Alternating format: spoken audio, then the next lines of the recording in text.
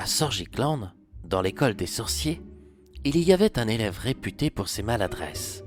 Il s'appelait Cosmo. En réalité, Cosmo tentait toujours de développer ses pouvoirs magiques, mais à chaque fois, ses enchantements prenaient une tournure à laquelle il ne songeait pas. Cosmo venait d'avoir 18 ans et passait la majeure partie de son temps avec Lucius. C'était son ami de toujours. On ne comprenait pas ce que ces deux-là fabriquaient ensemble. Lucius ne lui ressemblait pas. En vérité, c'était la tête pensante, et Cosmo agissait pour lui. Lucius n'aimait pas étudier. Pour lui, soit on avait la magie dans le sang, ou pas du tout. Lors d'un cours de sorcellerie, le professeur demanda à la classe de former des duos pour fabriquer une machine à voyager dans le temps. « Nous pouvons voyager dans le temps ?» s'étonna Cosmo. « Bien sûr, mais je ne vous demanderai que de fabriquer une maquette. Il est hors de question en fabriquer une réelle, » rétorqua le professeur. « Pourtant, ce serait trop cool, » lâcha Lucius en souriant. « Monsieur Kelling, » rétorqua le professeur, « votre époque ne vous plaît pas ?»« Oh non, monsieur, si !» La classe ne put se retenir de rire. Le professeur portait un long manteau noir. Il le regarda avec sévérité de ses yeux sombres. Son visage était constamment blême et ses cheveux se trouvaient aussi noirs que les plumes d'un corbeau. Quand le cours fut terminé, Lucius déclara à Cosmo qu'il fallait créer cette machine au plus vite. Le soir, après les cours, Lucius retrouva Cosmo dans un atelier. Celui-ci portait un bleu, ce qui le changeait de leur costume habituel lors de leur cours à l'école des sorciers. « Alors, tu as trouvé ?» demanda Lucius. Suite à tes indications, j'ai d'abord créé cette potion. »« Cela ne ressemble pas à une machine à voyager dans le temps, » remarqua Lucius. « Non, cette potion te permet pour le moment de retourner dans le passé. »« Dans le passé ?»« Oui, mais moi, je veux voyager dans le futur, ou même aller à la rencontre des mondes parallèles aux nôtres, » s'emporta Lucius. « Enfile ce costume et n'oublie pas d'amener avec toi cette potion. C'est celle qui te permettra de revenir ici. »« Ta potion va m'amener à quelle époque ? À celle que tu préfères ? Celle où Britannia n'existait pas. Celle où la magie demeurait sur Terre avec les humains. Trop cool !» Sans hésiter, Lucius but la potion de Cosmo, qui avait le goût d'un bon jus de pomme. Son voyage dans le temps ne se passa pas comme prévu. À la suite d'un éclair, Lucius apparut sous les traits d'un bébé grenouille. « Oh bordel ! J'ai oublié d'y ajouter de la poudre de pieuvre pour augmenter la puissance de celle-ci !»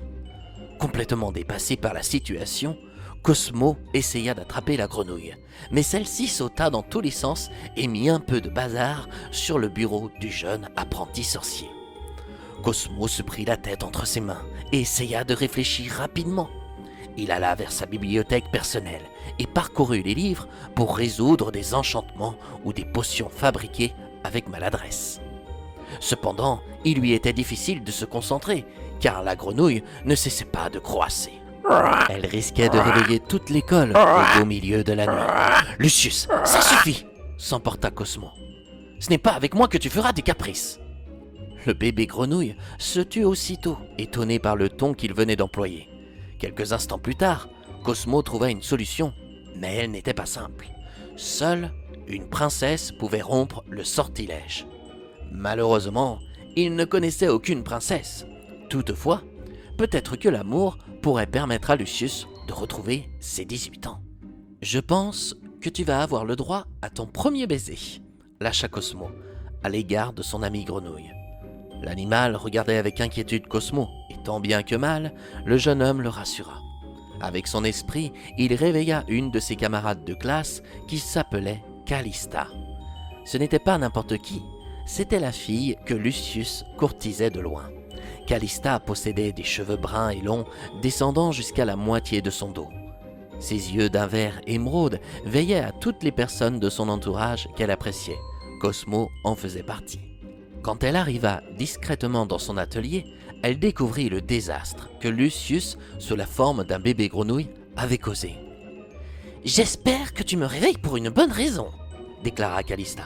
« J'ai fait une bêtise. » « Le contraire m'aurait étonné. rétorqua-t-elle en croisant les bras. Qu'as-tu fait, cette fois ? J'ai transformé Lucius en grenouille. Tu as quoi ? S'étonna-t-elle. La grenouille que tu vois là-bas sur le bureau. C'est Lucius. Sérieux ? Osa-t-elle en laissant paraître sur son visage un joli sourire. Oui. Comment as-tu fait cela ? Lucius voulait à tout prix fabriquer une machine à voyager dans le temps. Mais moi, avec ses calculs, j'ai préféré créer une formule.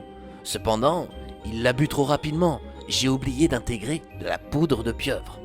Eh bien, désormais, tu auras le mérite de pouvoir dire aux gens que tu peux les transformer en grenouilles s'ils ne t'obéissent pas, plaisanta Calista. Mais moi, dans tout ça, pourquoi tu me réveilles ? J'ai besoin que tu puisses rompre ce sortilège. Comment ? Je dois trouver une princesse prête à embrasser la grenouille. Mais je ne suis pas une princesse, révoqua Calista. Je le sais, mais tu es celle qu'il désire, avoua Cosmo. Lucius me désire ? Plus que tu ne l'imagines. La grenouille croassa. Calista s'en approcha et contrairement à Cosmo, elle n'eut aucune peine à la prendre dans ses mains. Elle caressa le bébé grenouille et trouva que Lucius demeurait plus sympathique sous cette apparence.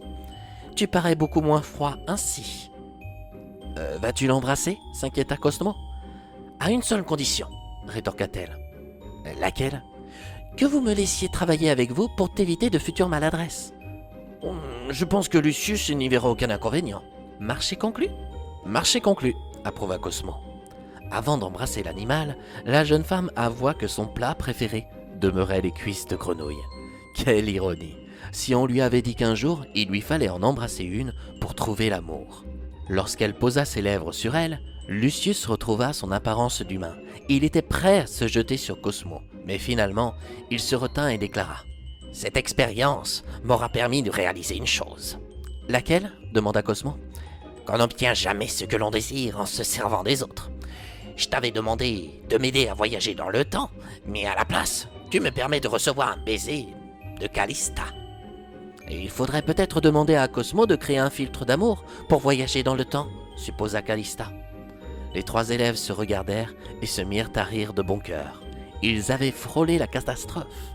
Heureusement que Calista avait aidé Lucius à retrouver son apparence d'apprenti sorcier, sinon elle se serait faite un plaisir de déguster ses petites cuisses.